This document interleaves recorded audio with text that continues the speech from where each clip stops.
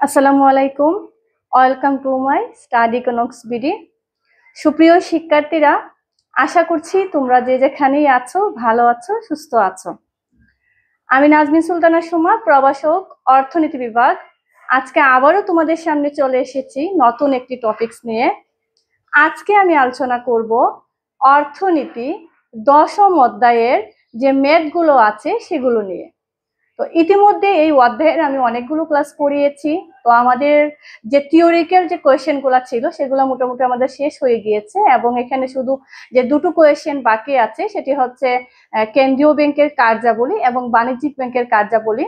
তো এটা একদম শেষের দিকে আমি আলোচনা করব, এই কারণেই যে আমরা যদি কেন্দ্রীয় ব্যাংক এবং বাণিজ্যিক ব্যাংকের সংজ্ঞা জানি তাহলে সেই সংজ্ঞা থেকেই আমরা কার্যাবলীটা আলোচনা করতে পারবো।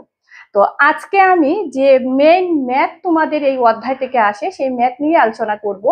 তো এখানে আমরা একটা উদ্দীপক দেখতে পাচ্ছি যে সিলেট বোর্ড 2016 সালের একটা কোয়েশ্চেন দেওয়া আছে, সেই কোয়েশ্চেনটা দিয়েই আজকে আমি তোমাদের ক্লাস শুরু করব। তো আমরা জানি ফিশারি ও মুদ্রার বিনিময় সমীকরণ হচ্ছে দুটো। তো আমরা এই ফিশারি ও মুদ্রার বিনিময় সমীকরণের মাধ্যমেই কিন্তু আমরা অর্থের মূল্যের উপর যে প্রভাব এবং যে দাম স্তর সেটা আমরা নির্ণয় করি। তো আমরা প্রথমে দেখব যে ফিশারি ও মুদ্রার বিনিময় সমীকরণ দুটো কি ছিল।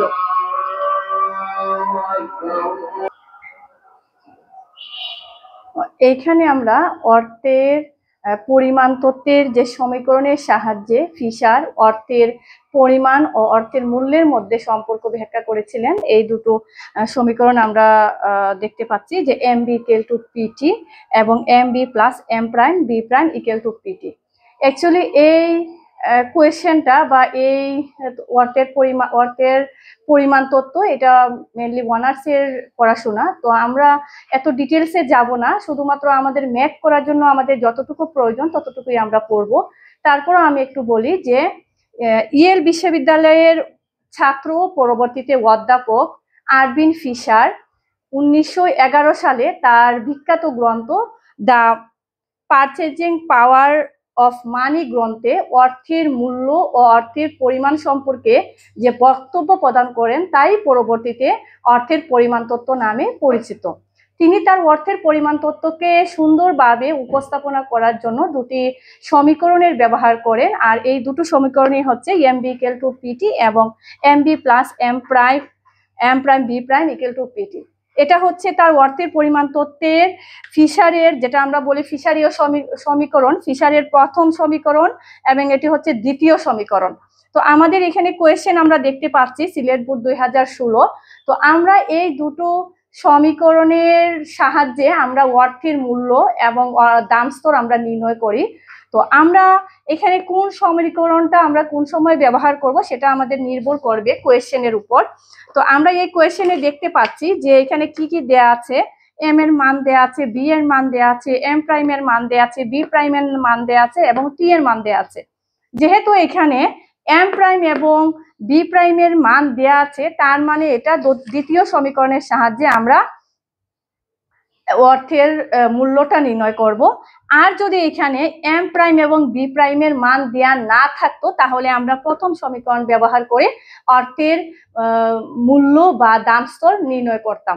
তো এখানে প্রথমে আমরা এই যে ফিশারের মুদ্রার বিনিময় সমীকরণ, এই বিনিময় সমীকরণের প্রত্যেকটা চলক দ্বারা কি বোঝায় সেটা আমরা আগে জানবো।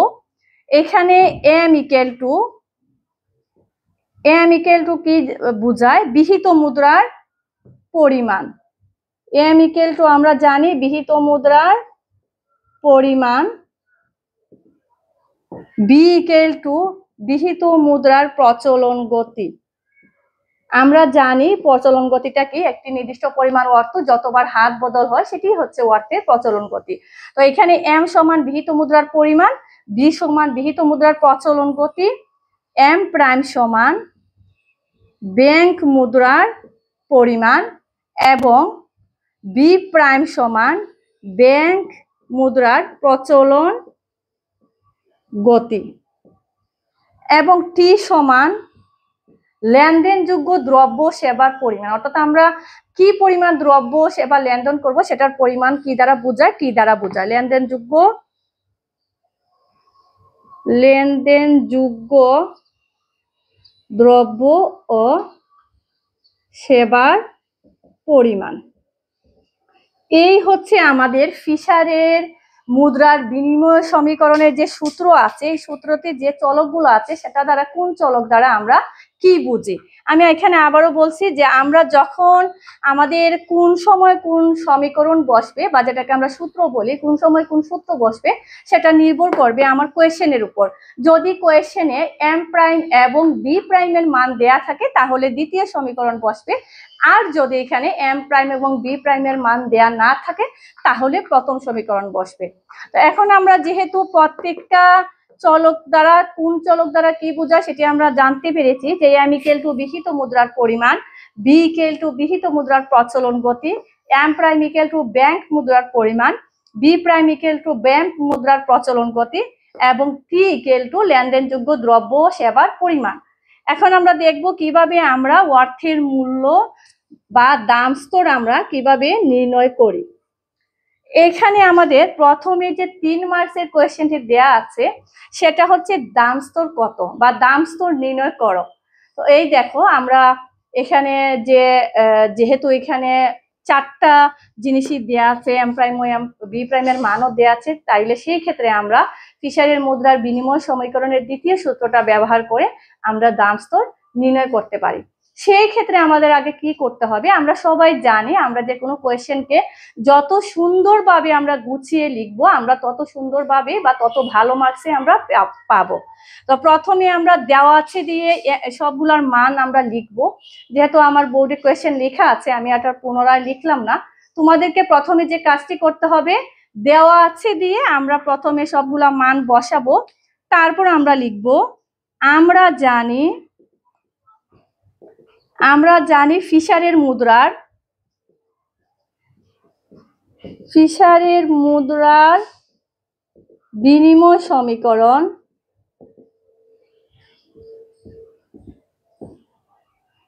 M B plus M prime B prime equal to PT. এখানে আমরা কি দেখতে পাচ্ছি যে ফিশারের মুদ্রার বিনিময় সমীকরণ, যেটাকে আমরা দ্বিতীয় সমীকরণ বলি, M B plus M prime B prime equal to PT. তো আমাদের এখানে আরেকটা কথা আমি বলি নাই যে পি দ্বারা বোঝায় দাম স্তর, পি সমান দাম স্তর। তো এখানে যেহেতু প্রত্যেকটার মান আমাদের দেয়া আছে, শুধু পি এর মান দেয়া নাই, সেই ক্ষেত্রে পিটা যদি আমরা বাম পাশে নিয়ে আসি তাহলেই আমরা দাম স্তর বা পি এর মান পেয়ে যাব। তো আমরা প্রথমে কি করব, বা PT equal to M B plus M prime B prime. আমি এখানে 2 লাইন কমাই দিতে পারতাম, তোমাদের বোঝার সুবিধার্থে আমি আস্তে আস্তে করে ম্যাথটা করাচ্ছি। বা পি ইকুয়াল টু টিটার নিচে চলে যাবে M B plus M prime B prime. আমি তোমাদের সব সময় বলি যে তোমরা যদি কেউ 1 থেকে 100 গুনতে পারো তার মানে ইকোনমিক্সের যে কোনো ম্যাথ তোমার জন্য অনেক সহজ। কিন্তু আমাদের মধ্যে সবার মধ্যে একটা ভয় কাজ করে যে ইকোনমিক্সে অনেক ম্যাথ আছে, তো সেই ক্ষেত্রে আমি ইকোনমিক্স নিব না। আসলে বিষয়টা কিন্তু এটা না। আমরা যদি আমরা যারা পড়াশোনা করি ইন্টারমিডিয়েটে যারা আমরা পড়ি সবাই আমরা 1 থেকে 100 পর্যন্ত গুনতে পারি, আর যদি আমরা 1 থেকে 100 পর্যন্ত গুনতে পারি তাহলে অবশ্যই আমরা ইকোনমিক্সের ম্যাথটা পারবো। তো এখন দেখো এখানে আমরা কি করব, আমরা প্রত্যেকটার মান বসাবো। এম হচ্ছে 400 ইন্টু বি হচ্ছে 20 প্লাস এম প্রাইম হচ্ছে 200 ইন্টু বি প্রাইম হচ্ছে 10। তো তারপর নিচে দেওয়া আছে টি এর মান হচ্ছে এখানে 200। এখন এটা ক্যালকুলেশন করে আমরা ক্যালকুলেশন করে পেলাম 400 আর 20 8000 প্লাস 2000 নিচে 200 সমান সমান 10,000 ভাগ 200 সমান সমান 50। অতএব নির্ণেয় দাম স্তর পি ইকুয়াল টু 50 টাকা। তো আমরা এখানে খুব সহজেই খুব ইজিলি আমরা পি এর মান পেয়ে গেছি। আর এই অধ্যায়ের ম্যাথগুলা অনেক ইজি, যদি আমরা একটু বুঝে করার চেষ্টা করি তাহলে আমাদের জন্য কোনো কঠিনই না। তো এখানে দেখো, শুধু আমরা একটা সূত্র জানার জন্য, আমরা যদি শুধুমাত্র একটা সূত্র জানি তাহলেই খুব সহজভাবেই আমরা এই ম্যাথটা করতে পারবো। এখানে শুধু আমরা সূত্র বসিয়ে, যেহেতু আমাকে পি বের করতে বলেছে, পিটা আমরা বাম পাশে নিয়ে আসবো। আর যদি এখানে টি বের করতে বলতো বা লেনদেনযোগ্য দ্রব্য সেবার পরিমাণ কত, তাহলে আমরা টিটা বাম পাশে রেখে পিটা আমরা নিচে নিয়ে যেতাম।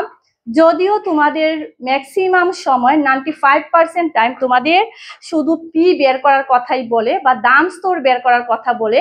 যদি দাম স্তর না বলে টি এর কথা বলে, তাও কিন্তু আমাদের জন্য কঠিন কিছু না।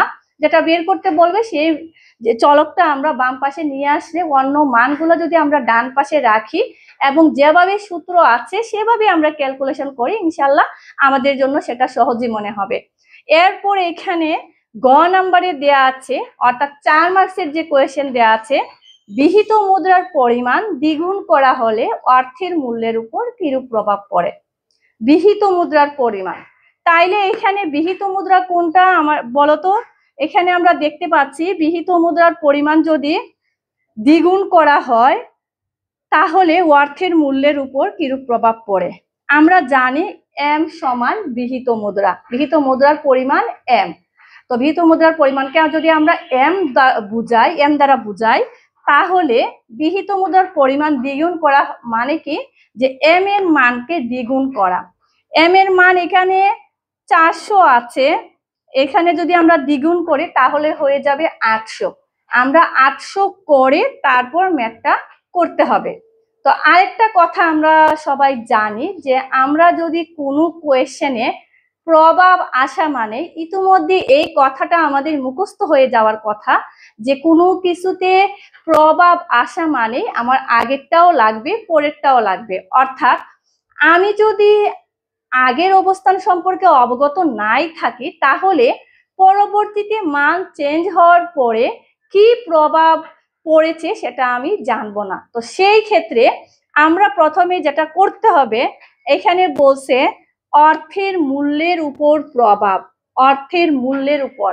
আমরা সবাই জানি, এর আগে আমি ক্লাসে পড়িয়েছি, যে অর্থের মূল্যকে কি দ্বারা প্রকাশ করা হয়? বিএম দ্বারা, value of money, BM equal to 1/p।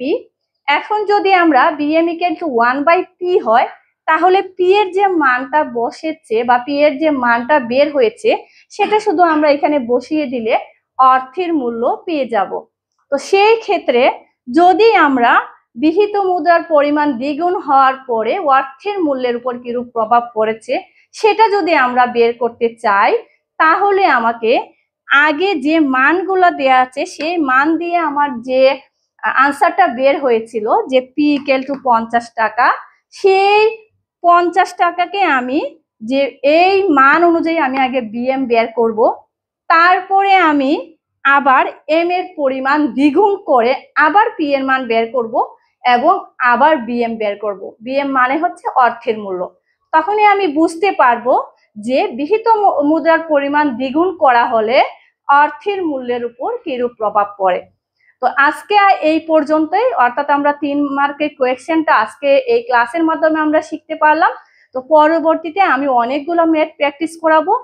আশা করছি তোমরা অবশ্যই সেই পর্যন্ত আমার পাশে থাকবে এবং আগামী ক্লাসে আমি ঘ নাম্বার অর্থাৎ অর্থের মূল্যের উপর যে প্রভাব সেটা নিয়ে আমি আলোচনা করব। আসসালামু আলাইকুম, আল্লাহ হাফেজ।